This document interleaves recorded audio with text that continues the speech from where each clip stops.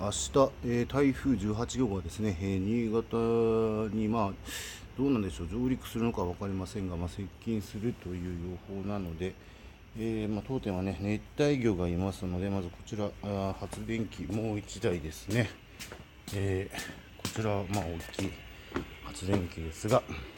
試運転を、行って、いざという時に、備えたいと思います。先ほどエンジンかけたので、すぐかかると思うんですけども、は